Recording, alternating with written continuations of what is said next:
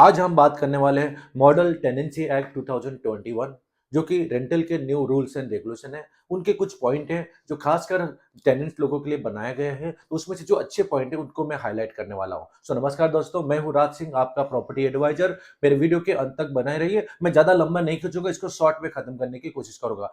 तो आज जो है सबसे पहले पॉइंट बताऊंगा कि रेंटल एक्ट में सबसे पहले गवर्नमेंट का एक्ट कहता है कि आपको मैंडेटरी रेस्ट्रिक्शन, आपको जो भी आप रेंटल एग्रीमेंट बनाओगे विद इन 2 मंथ के अंदर आपको रजिस्ट्रेशन करना बहुत जरूरी है। ये मैक्सिमम टाइम पीरियड दिया गया अब तो, लेकिन आज सोसाइटी जैसे आप एग्रीमेंट बनाते तो ही अंदर ज्यादा देते हैं। पहले क्या होता था, कोई नोटरी एग्रीमेंट बना रहा है, कोई विदाउट एग्रीमेंट अपनी फैमिली को डाल रहा है, रिलेटिव डाल रहा है। अब ऐसा नहीं चलेगा, आपको एग्रीमेंट रजिस्ट्रेशन कराना बहुत जरूरी है। अब आते हैं दूसरा पॉइंट, रेंट हाइक रूल्स। बहुत टाइम क्या होता है, जब ऑनर्स रेंटल पे दे देते हैं, जब सालाना जो रेन्युअल आता है तो कभी भी अपनी इच्छा से क्या है, रेंट बढ़ा देते हैं। तो अब यहां पर गवर्नमेंट का एक्ट कहता है कि आपको कभी भी अगर आपको रेंट बढ़ाना है तो 90 डेज प्रायर आपको टेनेंट को नोटिस देना होगा, आपको उनको इन्फॉर्म करना होगा। और दूसरी बात, आप जो रेंटल बढ़ाएंगे कभी भी अपनी इच्छा से 20% 25% नहीं कर सकते हैं। आपको सालाना 5 से 10% जितना आप हाइक कर सकते हो, आप एज पर एक दूसरे के डिस्कशन के बाद में।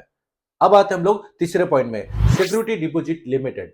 अब आप देखते हैं अभी तक जो हम यहाँ पे रेजिडेंशियल का जो भी हम डिपॉजिट देते हैं, रेंटल पे देते हैं, तो उसका जो डिपॉजिट होता है 5 से 6 महीने का हम ले लेते हैं। लेकिन टेनेंसी एक्ट 2021 में कहता है कि अगर आप कोई भी व्यक्ति रेंटल में दे रहा है, अपना रेजिडेंशियल प्रॉपर्टी दे रहा है, तो आपको जो है सिर्फ 2 महीने का रेंट आप डिपॉजिट के तौर पर ले सकते थे, जो पहले हम 5 से 6 महीना लेते थे। और जो नॉन रेजिडेंस है वहां पर आप 5 से 6 महीना आप ले सकते हैं। आगे आते हैं हम लोग, उसके बाद कहता है कि प्रॉपर इविक्शन प्रोसेस। अभी क्या पता है कि जब भी आपको कभी भी टेनेंट को खाली करवाना हो या आप कराना चाहते हो, तो आपको सबसे पहले उसको नोटिस देना होगा, या अगर कुछ इमरजेंसी है तो लीगल आपको जो प्रॉपर एक कि किस कारण से आप उनको खाली करवा रहे हो, आपको वैलिड रीजन देना होगा। आप डायरेक्टली किसी को भी आज बोल नोटिस दे के कल खाली करो, आप ऐसा नहीं कर सकते। आपको प्रॉपर नोटिस देना होगा, उसके बाद ही आप उनको खाली कर सकते हैं। उसके बाद आगे आता है मेरा पांचवा, फास्ट डिस्प्यूट रिजोल्यूशन।